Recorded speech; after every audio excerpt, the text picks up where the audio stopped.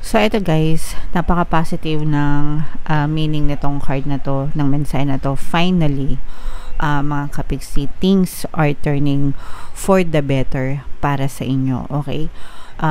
Nagiging maganda yung sitwasyon nyo or magsisimulang maging maganda yung sitwasyon nyo sa buhay, mga kapiksi. A rain of blessings will surely occur, okay? So, yung mga ulan ng pagpapala,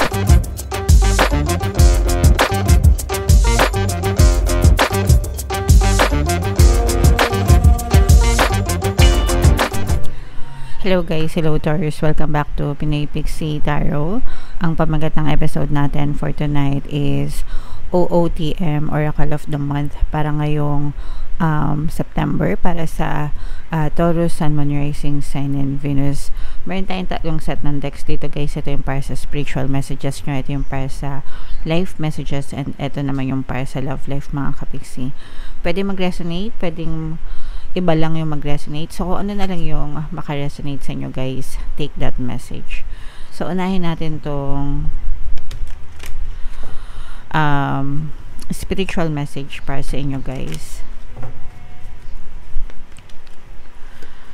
So, we have the rain message para sa inyo, mga kapiksi.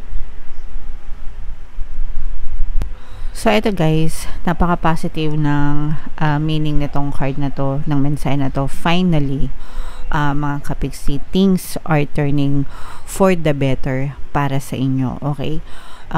Nagiging maganda yung sitwasyon nyo or magsisimulang maging maganda yung sitwasyon nyo sa buhay, mga kapiksi. A rain of blessings will surely occur, okay? So, yung mga ulan ng pagpapala, yung mga ulan ng blessings, mga kapiksi, mararamdaman nyo yan ngayong September. So, ito guys, huwag nyo nang palampasin, syempre. I-mind nyo na yan. Mind, uulan ng blessings, mind, pagpapala, mind, kasaganaan, okay? Kailangan maging ready kayo, guys, ha? Maging receptive kayo. Ready to receive, yung ibig sabihin ng receptive, maging handa kayo sa pagtanggap nitong mga blessings na to, guys, okay? Unfortunate occurrences can also be thought of as lessons that will strengthen your character.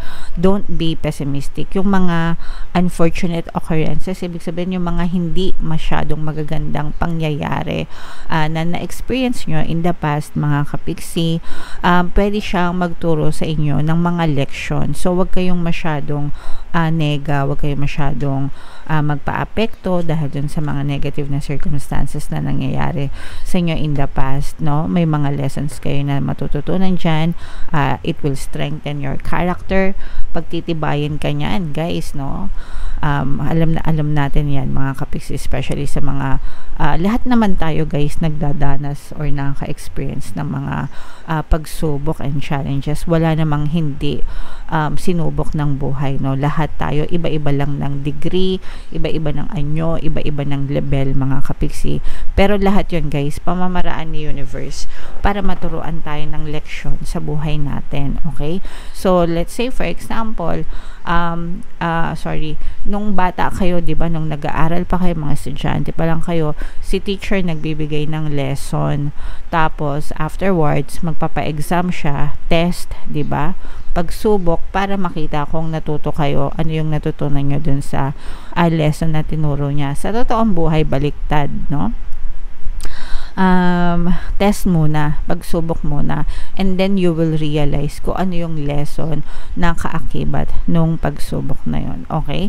Pero regardless guys, no, wag na nating isipin masyado yung mga problema na yon, yung mga hindi magagandang bagay, and mag-focus tayo dito sa pagdating ng mga blessings. Sabi nga guys, no, rain of blessings, ulan ng pagpapala. So, i-mind nyo na yan sa comment section, mga kapiksi. Mind, rain of blessings, mind, pagpapala, ulan ng pagpapala, mind, kasaganaan, okay? So, i-mind nyo na yan guys sa comment section, and be grateful for the blessings. And yung next message naman para sa inyo guys, ito naman ay life message.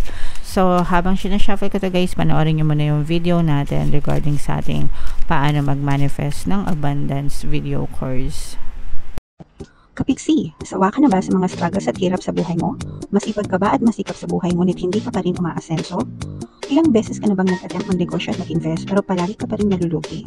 Sa pagkakataon na ito ay maaaring may subconscious beliefs ka na nagiging balakid sa iyong pag-unlad at pagyaman.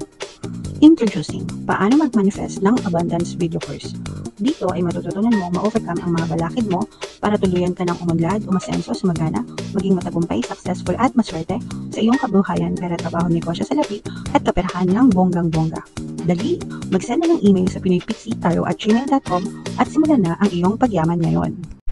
Alright, so sa lahat ng gusto mag-avail ng course mga kapiksi, yung promo natin for August, magbibigay tayo ng free 3-in-1 pampaswerte sa Subliminal, sa pampaswerte sa buhay, sa pera at saka sa love life worth 1,500 yung freebie na yan. So i-avail nyo na mga kapiksi, sobrang ganda. And meron din tayong bagong course later, ipapaliwanag yan. Pero ito yung ating life messages, sobrang ganda. Unang-una, we have Radiant, mga kapiksi. This is glow, no? Glow, light, liwanag, yung radiant, di ba, kumikinang, no?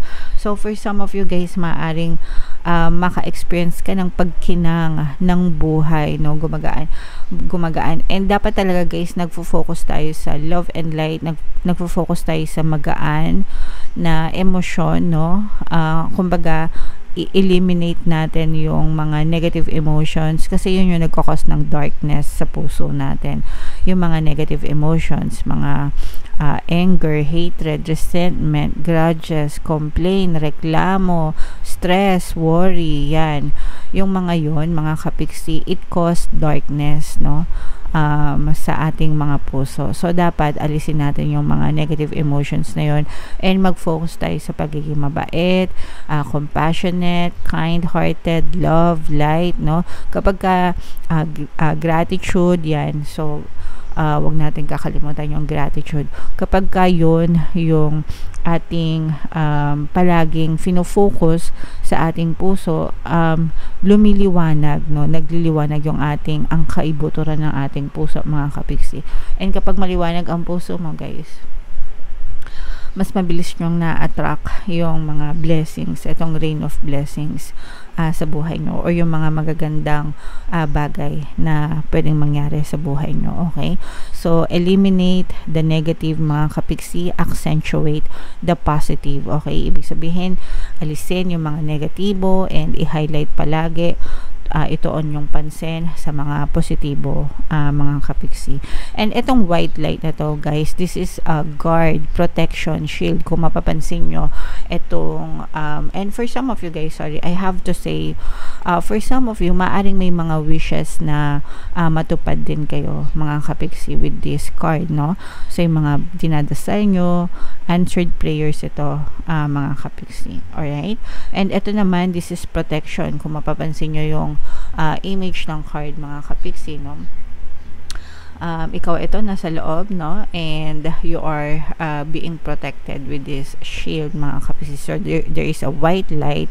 Yung white light na yan, imagine nyo na lang, guys, no? Kunwari nasa loob kayo ng shield na to and you have a white light surrounding you. Yung white light na yon, guys, we can say na yun yung ating angel guides or spirit guides, mga kapiksi, protecting us, shielding us, no? Sa mga dangers, sa mga kapahamakan, yan. So kailangan magpasalamat tayo, mga kapiksi. And we also have to protect yourself. Ikaw din sa sarili mo, meron kang responsibility to protect yourself. Protektahan mo yung sarili mo against mga negative energies, negative emotions, mga kapiksi, negative people, negative situation, yung mga toxic, no? Yan, yung kanigahan. You have to protect yourself from those, mga kapiksi. Alright? So, comment down below, guys, if feeling nyo naka-resonate sa inyo itong message na to, mga kapiksi. And tingnan naman natin, yung last is yung love message for you guys. So, habang sinashuffle ko to, guys, naka-flash display nyo yung ating bagong course, paano mawala ang third party at magkaroon ng harmonious na relationship. Para mawala, guys, yung mga kabet na mga jowa nyo, mistress, 30% discount yan until August 31. So, i-avail nyo na, mga kapiksi. Sobrang ganda. Excuse me. So, ito yung love messages. Kung ano yung makaresonate kayo, guys, take that message, no? Kasi mararamdaman nyo naman if the message is for you or not. So, unang message, guys, open yourself to others. This is how you will create new friendships and attract a love relationship. So, for some of you, this is applicable sa mga single or sa mga naghahanap ng partner, mga kapigsi. So, kailangan ino-open nyo yung sarili nyo. Kasi yung iba nagtataka ba't hindi sila nagkaka-love life. Baka nasa loob lang kayo ng bahay. Tapos nasa loob na nga kayo ng bahay, offline pa kayo, di ba? So, paano kayo makakakilala, di ba, ng somebody na ma-attract nyo sa buhay nyo? So, labas-labas din, pag may time, mga kapiksi, kahit mag-start as friends, di ba, friendship, socialization, ganyan. And then through that, doon nyo maaaring makilala yung the one para sa inyo. Iwasan nyo guys yung mga online. Ano lang naman, no, para sa akin lang naman opinion. Although may mga dating apps naman, mga kapiksi, diba? And kung gusto nyo yun, kung trip nyo yun, edi go. Pero, mag-ingat din kayo kasi, alam nyo ba, pati yung mga date na ganyan, ini-scam na rin, no? Ini-scam, jojowain ka, tapos, pai-inlovein ka, pagka in love ka na, hihingan ka ng pera, okay? Tapos, akala mo ikaw lang jowa niya, hindi, marami kayo. Okay, kaya alam ko may mga ganon guys, kasi meron din ako nakikita mga nagko-comment na babasa ko. So mag-ingat-ingat din kayo. Mas maganda nakikita nyo ng personal, nakikilala nyo, 'di ba? And doon nyo talaga mararamdaman kung meron kayong connection, hindi yung sa mga pa-chat-chat lang, okay? No offense, no, dun sa mga nagde-dating apps or nag-online dating. Be responsible for your own love life, no? Na-mention ko lang yon para yung mga iba nating kapiksi is mabigyan ng idea or babala, okay? And then take your power back. You are giving someone control over how you feel. Your happiness should only depend on you. Eto guys, no? Wag nyong iasa sa mga jowa nyo yung kaligayahan nyo, okay? Your happiness doesn't need to depend on them, no? Dapat ikaw yung nagbibigay ng happiness sa sarili mo. Hindi porket hindi ka na niya kinakausap, hindi ka na niya tinetext, malungkot ka na. Although syempre may kasamang emosyon na malulungkot ka, pero don't be all over na buong buhay mo malungkot ka na, hindi ka na nagets nyo ba? Shinut off mo na yung sarili mo sa mundo, nagmukmuk ka na lang dahil hindi ka na-replyan, ginosted ka, etc. No? Life is too short, mga kapiksi, at saka wag nyong sayangin yung energies nyo sa mga ganong tao na di ba love life nga dapat pinakikilig kayo. So, kung hindi kayo pinakikilig, lalo na kung hindi pa kayo mag-asawa, hindi pa kayo talaga nagsasama sa isang bahay, di ba? Abay, palitan nyo na. Huwag nyo nang sayangin yung oras nyo. Hindi pa nga kayo mag-asawa, binabaliwala na kayo. Paano pa kaya kung mag-asawa na kayo, di ba? So, alam nyo yun, you should be in control of your happiness. Wag mong antayin na makipag-break sila sa inyo. Kayo, meron din kayong karapatan na makipag-break sa kanila. If they don't value you, don't appreciate you, abay, wag nyong sayangan yung energy nyo sa kanila, mga kapiksi. Okay? So, yeah. Comment down below, Taurus, if feeling nyo nakaresonate kayo dyan sa mga messages na yan. And saan ba kayo nakaresonate? Dito ba sa spiritual? Dito ba sa life? Or dito ba sa love life? Comment down below, mga kapiksi. And huwag nyong kalimutan makinig ng ating mga pampaswerte subliminal, guys. Super effective. Ito yung playlist. Pakinggan nyo. And ito naman yung ating success stories ng paano mag-manifest ng abundance video course. Click here to subscribe, guys, and click here to join our membership program. Thank you for liking, sharing, and subscribing, and see you again next time. I love you all, guys. Have a nice day. Bye-bye.